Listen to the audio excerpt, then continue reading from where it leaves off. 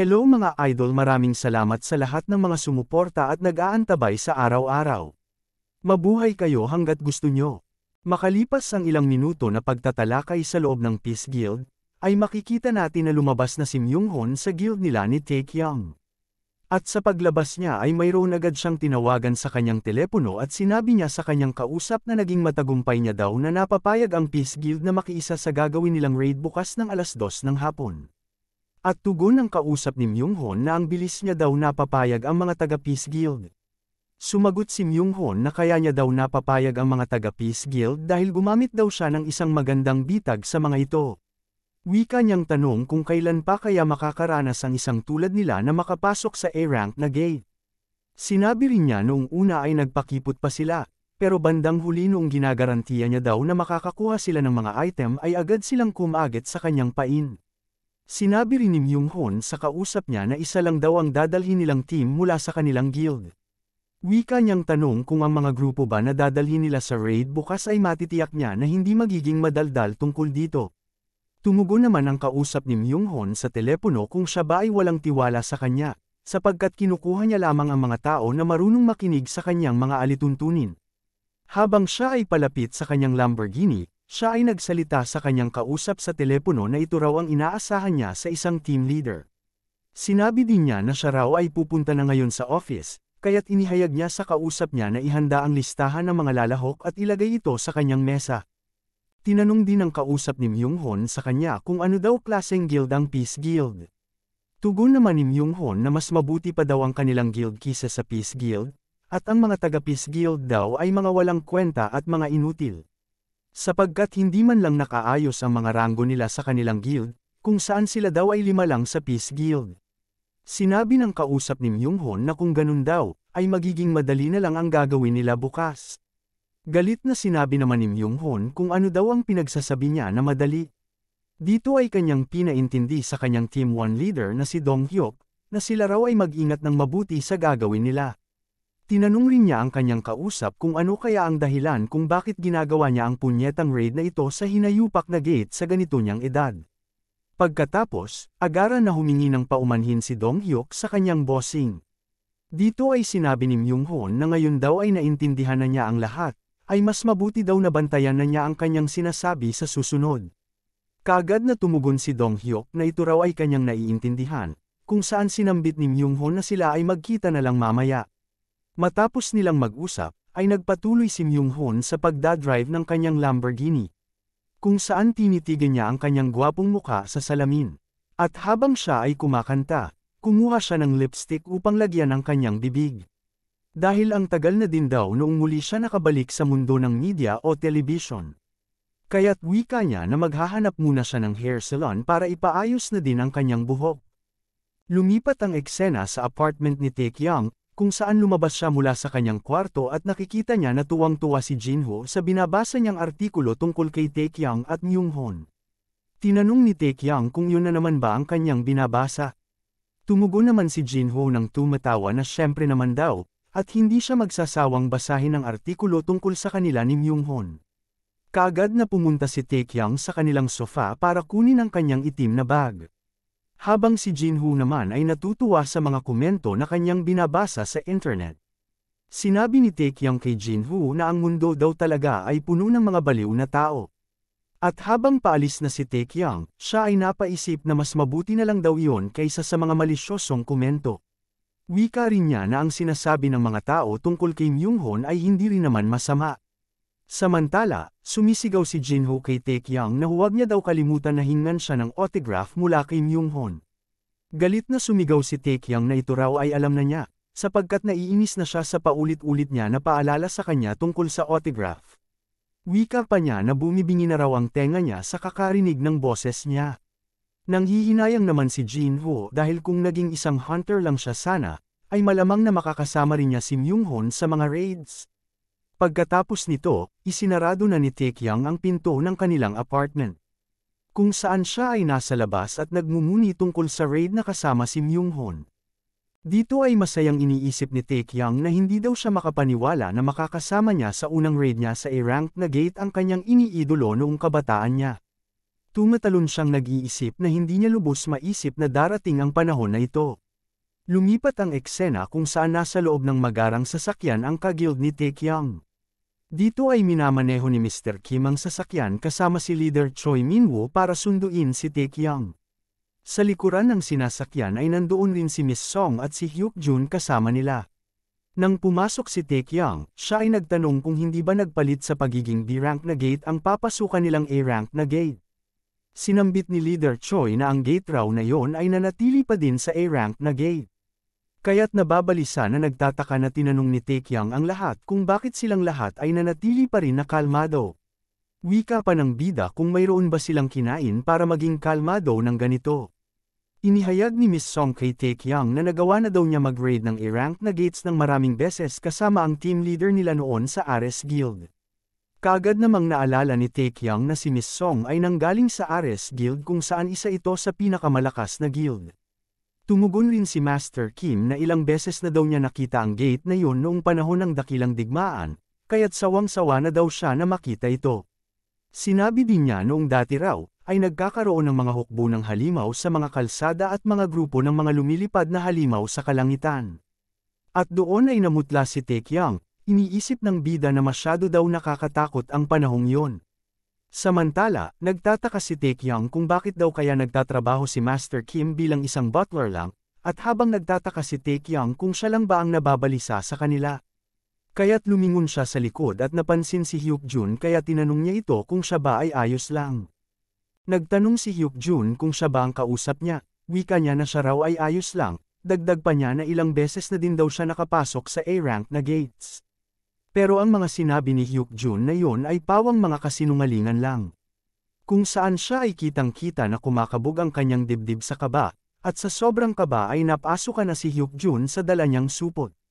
Iniisip ni Taekyang na siya raw ay nagpapanggap lang pala na matibay, kung saan napatakip na lang siya ng kanyang ilong sa sobrang baho ng kanyang suka. Sinabi ni Leader Choi kay Hyuk-jun na wag daw siyang mag-alala dahil sila naman din daw ay mayroong 4 na A-rank na hunter. At ang halos lahat din naman daw sa kabilang grupo na sasama sa kanila ay mga B-rank na hunter. Samantala, sila ay nalalapit na sa entrance ng gates, kung saan nagsalita si Hyuk-jun na siya raw ay ayos na sapagkat nahihilo lang daw siya sa sasakyan. Wika pa ni Master Kim na sila raw ay nakarating na, pero si Hyuk-jun ay tila hindi pa titigil at hihirit pa sana ng tagubilin sa bida. Pero kaagad siyang pinagalitan ni Taekyang na siya raw ay huminto na sa pagsasabi ng mga walang kabuluhan na bagay. Wika pa niya na wala naman daw may mangyayari sa kanya kaya't mag-relax lang siya. Kasabay nito, kumukuha ng mga picture ang reporter sa mga grupo ni Taekyang at Myung-hun, habang ang isa namang reporter ay nagpupumilit sa gwardiya na sila daw ay hayaan na papasukin sa loob. Pero sinambit ng gwardiya na hindi raw ito pwede. Dito ay nakatayo sa labas ng gates ang mga kapwa nilang hunter na nanggaling sa pangkat ni Myung-hun. Samantala sina Master Kim at Miss Song ay nakatayo sa likod ni Hyuk-jun na patuloy sa pagsusuka sa takot. At sa may maliit ng nakatagong eskinita ng gates ay nandoon si Leader Choi at nagtanong kay Myung-hun kung bakit daw biglang nagbago ang lokasyon ng gate na i-raid nila ngayon. Nagtataka naman na tinanong ni Myung-hun kung ano daw ang sinasabi niyang nagbago ang lokasyon, at dito ay biglang ipinakita ni Choi Min-woo ang kontrata ng i-raid nila ngayon ay dapat nasa bandang lugar ng Manticore Jungle. Dito ay kanyang tinuturo kay Myung-hun kung bakit daw ngayon ang gates na kanilang pinuntahan ay ang Black Wyvern Den. Kaya't wika niyang tanong kung ano ba ang nangyayari. Kaagad na kinuha ni Myung-hun ang kontrata at napamura ng sheet, wika niya na ang Team 1 leader daw ay isang bastardo.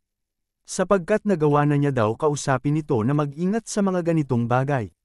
Siya ay humihingi ng pasensya kay Leader Choi dahil sa tingin niya raw ay nakagawa ng malaking pagkakamali ang kanyang mga tauhan. Wika niya na hindi na niya alam kung ano pa ang kanyang sasabihin. Tumugon si Leader Choi kung ano daw ang ibig niyang sabihin na pagkakamali. At mukhang mas maganda daw kung hindi na lang nila ituloy ang raid nila ngayon. Kaagad namang nagulat si Myung-hun sa sinambit ni Leader Choi, kung saan sinasabi ni Choi Min-woo na pinag-uusapan nila ang isang A-rank na gate dito.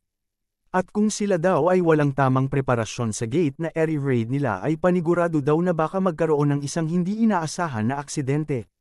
Wika pa niya na mahirap din daw sa guild nila na mag-raid ng Wyvern na gate ngayon, At naalala nga ni Choi Minwoo ang nangyari noon kay Taekyung na aksidente sa Wyvern, kung saan iniisip niya na mayroon pang trauma si Taekyung sa kanyang nakaraang insidente. Kaagad na umalis si Leader Choi sa harapan ni Myunghon, kung saan siya ay nagpapasalamat sa kanyang alok, pero sa tingin niya raw ay mas mabuti na maghiwalay na muna sila ng landas mula rito. Bigla namang sumunod si Myunghon kay Leader Choi at wika pa niya sa kanya na sandali lang daw. At muli namang sinambit ni Choi Minwoo na ang Wyvern daw na gate ay hindi para sa guild nila. At sa kabilang banda ay narinig pala ni Taekyung ang pag-uusap nila, kung saan sinambit niya na ipagpatuloy raw nila ang raid sa Black Wyvern den. Ikinagulat naman ni Leader Choi ang pahayag ni Taekyung. At muling sinabi ng bida na kung hindi daw nila ituloy ang raid nila ngayon ay baka pag-fiestahan pa sila ng mga hinayupak na reporter sa may labas ng gates. Dito ay sinambit ng bida sa harapan ng kanyang leader na ngayon raw ay nakakaramdam na siya ng pagkaayos sa kanyang sarili. At tanong naman sa kanya ni Leader Choi kung sigurado daw ba siya sa kanyang sinasabi. Tumugon namang nakangiti ang bida at sinambit na syempre naman daw.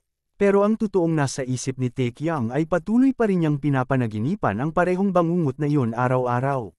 Sapagkat naririnig pa din niya ang mga dagandong ng halimaw na wyvern, at ang mga sigaw at iyak ng kanyang mga kasamahan sa tuwing pinipikit niya ang kanyang mga mata.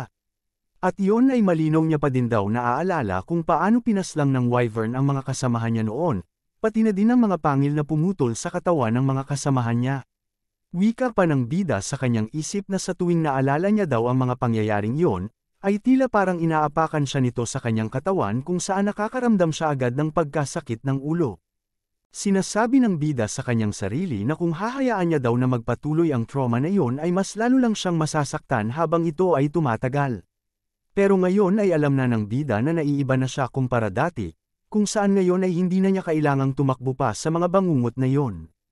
At muling sinabi ni Taekyung kay Leader Choi na gusto niya na raw talagang ipagpatuloy ang raid nila na iyon. Dito ay napabuntong hininga na nga lang si Choi Minwoo nang nakita niya na determinado talaga si Taekyung. Wika niya sa bida na sige daw at ipagpapatuloy na nila ang raid na ito. Makalipas ang ilang sandali sa harapan ng umiilaw na portal ng A-rank na gates, ay nakahanda na ang mga pangkat ni Taekyung at makikitang nakasuot na sila ng kanilang mga kagamitan. At ganun din sa grupo nila ni Myunghon kung saan nakahanda rin sila sa mga kagamitan na kanilang suot para sa pagpasok nila sa gates. Sa puntong yun, nagbigay ng nakangiting ngisi si Myunghon kung saan inihayag niya na sila raw ay papasok na ngayon. Kaagad na nag-alerto ang sistema sa bida na siya raw ay pumasok sa isang A-rank na gate ng Black Wyvern's Den. Inihayag rin ng sistema na kapag na-clear nila ang gates, ay bibigyan sila ng mga gantimpala batay sa kanilang ambag. Sa oras na yun, silang lahat ay nagawang makapasok sa loob ng pugad ng mga Black Wyvern. Kung saan sila ay nagsisimula ng maglakad sa loob ng gates ng sabay kasama ang grupo ni Myunghon at ni Choi Minwoo. At habang tinatahak nila ang mga daanan, ay makikita sa kanilang mukha na sila ay humihingal dahil sa sobrang init sa loob ng gates. Habang patuloy sa paglalakad ang iba, ay bigla na lamang iniabot ni Myunghon kay Taekyung ang isang kwintas. Iniisip ni Taekyung na mukhang napakamahal nito, kaya tinanong niya si Myunghon kung ano raw ito. Tumugon si Myunghon na ang kwintas daw na yon ay mayroong ice magic, kaya't siya ay nagmungkahi sa bida na subukan niya raw gamitin ito. Nahihiyang nagtanong si Taekyung kay Myunghon na hindi niya daw kailangan ang bagay na yon, at ayos lang daw siya kahit wala ang mga ito. Tumugon naman si Myunghon na kakailanganin niya daw ang kwintas na yon dahil baka abutin daw sila ng kalahating araw o isang araw bago sila makakasagupa ng wyvern. Sinambit rin niya na dahil siya ay isang A-rank na ngayon ay sigurado daw na makakayanan niya ito. Subalit mauubos pa rin daw ang lakas niya sa daan. Kaya't kailangan niyang ingatan ang lakas niya dahil bahagi siya ng pangunahing puwersa ng labanan. Dahil dito, ay wala nang nagawa pa si Taekyung at sinuot niya ang kwintas na bigay ni Myunghon sa kanya. Wika pa ng bida na hindi niya daw kailangan magbigay ng mga mamahaling bagay sa kanya. Sumagot si Myunghon na hindi niya raw ito ibinibigay sa kanya, sapagkat pinapahiram niya lamang ito. Kaya't wika niya sa bida na gamitin niya ito ng maingat at ibalik niya na lang ito mamaya sa kanya. Kaagad nag-alerto ang sistema na nagawa niyang suoting ang Yet Ice necklace. At dahil sa necklace na ito, ang simoy ng nyebeng kapatagan ay umiihip mula sa kwintas. Sinasabi ni Taekyung na mayroon daw magandang epekto ang kwintas na ito. Tumugon si Myung-hun sa bida na bagay raw ang kwintas sa kanya at siguraduhin niya daw na lagi niya itong suot. Kaagad namang nagpaalam si Myung-hun sa bida dahil pupunta na raw siya sa tagapagmatsyag na grupo. Tumugon naman si Taekyang at nagsabi na magkita sila muli mamaya, at nagbigay rin siya ng pasasalamat sa necklace na kanyang ipinahiram sa kanya. Nang makita ni Taekyang na nakaalis na si Myung-hun ay agaran niyang tinanggal ang kwintas na ipinahiram niya sa kanya. Kung saan sinasabi ni Taekyang na okay na raw siya kahit wala ang kwintas na ito at hindi niya raw ito kailangan pa. Sapagkat mayroon na raw siyang kakayahan ngayon na sumabay sa pagbukas ng kanyang conception at governor vessel sa Murim. Kaya't ang init at lamig daw na klima ay baliwala na lang sa kanya, at yun din daw ang rason kaya hanggang ngayon ay hindi pa rin siya pinagpapawisan. Pero dahil binigay niya ito sa kanya, ay mas mabuti raw na ibigay niya ito sa taong mas nangangailangan nito. Kung saan napansin niya si Hyuk-jun sa harapan na tila humihingal na sa pagod. Kaagad na tinawag ni Taekyang si Hyuk-jun sa kanyang harapan. Nang marinig niya ang boses ng bida ay agad siyang lumingon dito at nagtanong kung ano ang kailangan niya. Pero nagulat si Taekyang dahil sa sobrang napakabasang mukha ni Hyuk-jun dahil sa tindi ng pamamawis niya. Kaagad na lumapit si Taekyang sa napapagod na pagmumukha ni Hyuk-jun. Sinabi ng bida na dapat sana raw ay nagsuot siya ng mas komportable at preskong kagamitan. Wika pa ni Taekyang na mayroon naman daw maraming kagamitan na mayroon si Leader Choi kaya't nagtataka siya kung bakit ganito pa ang pinili niya. Tumugon naman si Hyuk-jun na pinili niya lang daw ang kagamitan na may pinakamagandang depensa para hindi daw siya maging pabigat sa iba. Pero sa tingin niya daw sa sitwasyon niya ngayon ay baka mamatay na lang siya bago pa man magsimula ang laban. Nagsalita si Taekyang na hindi raw yun mangyayari dahil mayroon pa siyang asawa at mga anak na dapat niyang balikan. At dito ay isinuot ni Taekyang kay Hyuk-jun ang kwintas na ibinigay sa kanya ni Myung-hun. Kaagad namang nabigla at nagulat si Hyuk-jun nang bigla na lamang lumamig at naging maayos ang pakiramdam niya dahil sa sinuot ni Taekyang. Kaya tinanong niya ang bida kung ano daw ang bagay na yon. Nakatawa na tumugon si Taekyang na isa raw itong regalo, pero hindi niya daw ibinibigay ito sa kanya. Sapagkat pinapahiram niya lang daw muna ito sa kanya hanggang matapos ang raid nila. Nagsalita si Hyuk-jun na hindi niya raw alam kung ano ito, pero ang tanging nararamdaman niya lamang ngayon ay nakaramdam siya ng pagkalamig at maayos na pakiramdam.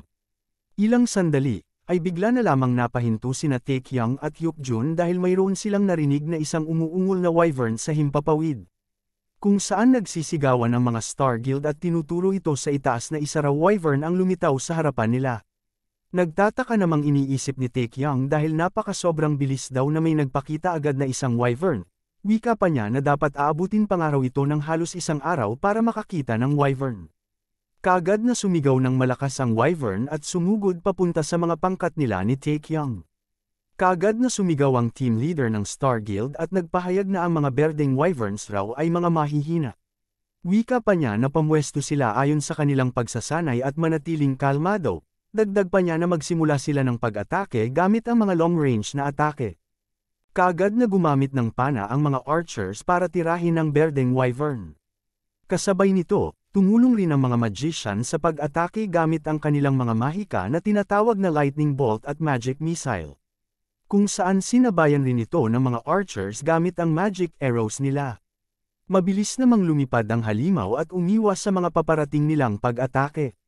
Sa puntong yon, napansin ng wyvern ng kanilang grupo at dito ay nakakita siya ng pagkakataon para atakihin ang mga grupo na umaatake sa kanya. Dito ay bumuga ng acid breath ang halimaw kung saan agarang dinipensahan ito ng mga tanker ang pagbuga ng acid breath ng wyvern. Pero halos sa kanyang mga atake ay nakatutok sa kalasag ni Hyuk-jun. Matapos nito, ang mga asido na tumilapon sa lupa ay unting-unti nagawang tunawin ang lupa na nagdulot ito ng pagkabutas. Nang makita ito ni Hyuk-jun, siya ay hindi makapaniwala sa nangyari. Iniisip niya na ito daw pala ang A-rank na gate, at kung hindi daw sa kanyang kagamitan ay paniguradong namatay na daw siya ng ilang beses ngayon. At sumagi sa isip ni Hyuk-jun na parang siya daw ata ang pinupuntirya ng wyvern, o baka naman daw ay nag-iisip lang siya ng mas malalim. Makikita sa himpapawid na huminto na sa pag-atake ng acid breath ang berde na wyvern. Pero sa oras din na yon ay tila galit na galit ang wyvern sa kanyang nakita. Kung saan tinitigan niya si Hyuk-jun na humahawak sa kanyang malaking kalasag. Ilang saglit, ay mabilis na nag-charge ng pag-atake ang halimaw patungo sa direksyon o posisyon ni Hyukjun. Sinasabi ng team leader ng Star Guild na nakatarget daw patungo sa kanila ang halimaw. Kaya't iniutos niya na ang mga tank ay mananatili raw sa formation habang ang iba raw ay maghiwa-hiwalay. Samantala, iniisip ni Taekyang na ang pag-atake ng halimaw na iyon ay masyadong napakalakas para kay Hyukjun, at baka hindi niya raw kayang i-handle ito. Sa puntong yun, iniisip ni Taekyang kung dapat ba siya makialam doon. Kasabay nito, tinawag ni Myunghon ang pansin ng bida, kung saan tinatanong niya si Taekyang kung maaari ba siya magpakita ng isang magandang bagay sa kanya. Ngunit nagtataka si Taekyang kung bakit ngayon pa siya magpapakita sa ganitong oras at sitwasyon. Dito ay kanyang pinapakita ang bumabagang aura mula sa kanyang sibat kung saan sinasabi niya kay Taekyang na tingnan niya raw ito ng mabuti, sapagkat makakatulong raw ito sa kanya balang araw. Bigla namang nagulat si Taekyang nang makita niya si Myunghon at iniisip na parang isa din itong sword shi. At dito ay kanyang nakikita na humahanda na ng pag-atake si Myunghon sa pumapalapit na Wyvern. At nang malapit na ang Wyvern sa pag-atake sa kanila ni Hyukjun at iba pang tank, ay bigla namang pinakawalan ni Myunghon ang kanyang hinahawakang sibat patungo sa halimaw. Samantala si Hyukjun ay napapikit na lamang sa mga oras na yon, kung saan sinasabi niya sa kanyang sarili na bahala na. Pero sa isang tiyak na galaw ni Myunghon ay nagawa niyang patamaan ang Wyvern sa kanyang ulo gamit lamang ang pagbato ng sibat patungo sa kanya. At dahil sa bullseye niyang pag-atake ay tumilapon ang Wyvern sa may gilid ng ilang metro ang layo mula sa mga tank. At makikitang napangisi na lamang si Myunghon dahil sa kanyang ginawa, kung saan si Taekyang ay nasa likod at nagulat sa kanyang ginawa, kasabay nito ay tumunog rin sa harapan ng bida ang kanyang sistema. Kung saan inihayag dito na nagawa niyang talunin ng isang level 97 na Green Wyvern. Pero dahil hindi siya nakapag-ambag ng anumang pinsala sa kaaway, ay hindi rin siya makakatanggap ng experience points. Sa kabilang banda nito, ay tuwang-tuwa ang mga kasamahan ni Myunghon sa kanilang nasaksihan. At sabi nga nila kay Myunghon na siya daw talaga ay kahanga-hanga dahil nagawa niyang gumamit ng aura sa sibat niya. At tugon naman ni Myunghon sa kanila na huwag daw sila masyadong mga sip-sip, kung saan umalis na nga ang mga kasamahan ni Myunghon para magpatuloy sa kanilang pagpasok sa gates. At matapos masaksihan yun ni Taekyang ay hindi na niya nagawang makapagsalita pa. Samantala, tinawag ni Myunghon ang pansin ng bida, kung saan tinanong niya ito kung bakit ganito ang kanyang hitsura. Wika niyang tanong sa bida kung first time ba niya makakita ng aura, dagdag pa niya kung siya ba ay nasorpresa sa kanya. Para hindi siya mahalata, mabilis namang tumugon si Taekyang na siya raw ay nabigla ng bahagya sa aura na pinakita niya. Pero sinabi ni Taekyang sa kanyang sarili na mukhang hindi raw ito ang kanyang iniisip. Sinabi ni Myunghon na sa nakikita niya raw na panginginig ni Taekyang ay mukhang talagang nagulat siya sa kanyang nakita. Samantala, iniisip ni Taekyang na hindi siya makapaniwala na ang karangalan ng mga mandirigma ng sibat, at isang henyo sa paggamit ng sibat na isang A-rank na hunter ay napakamahina daw. Pero hinawakan siya sa balikat ni Myunghon, at dito ay nagyabang siya sa bida na normal lang daw ito kung first time niya lang makakita nito. Sapagkat magagawa din niya raw ang mga bagay na yun balang araw. Pero si Taekyang ay puno ng mga katanungan sa kanyang isip kung bakit hindi raw gaano kalakas ang kanyang idol. Sapagkat kung titigan niya raw kung paano gumalaw si Myunghon, ay masasabi niya na ang kanyang galaw ay napakabagal.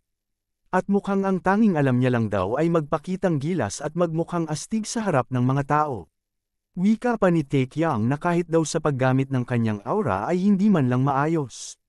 Sinasabi rin ni Taekyang na hindi raw ito ang Myunghon na hinangaan niya noon. Kaya't napaisip din siya kung ganito ba talaga ang kakayahan niya mula sa simula.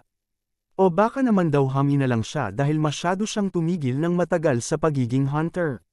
Dito ay sinabi ni Taekyang sa kanyang sarili na hindi ito totoo ang kanyang iniisip, at sino ba naman daw ang gagamit ng buong lakas sa simula pa lang ng kanilang raid. Kaagad namang napansin ni Myunghon na hindi na nakasuot sa kanyang leeg ang kwintas na pinahiram niya kanina kay Taekyang. Kaya't tinanong niya si Taekyang kung nasaan raw ang kwintas na pinapasuot niya kanina sa kanya.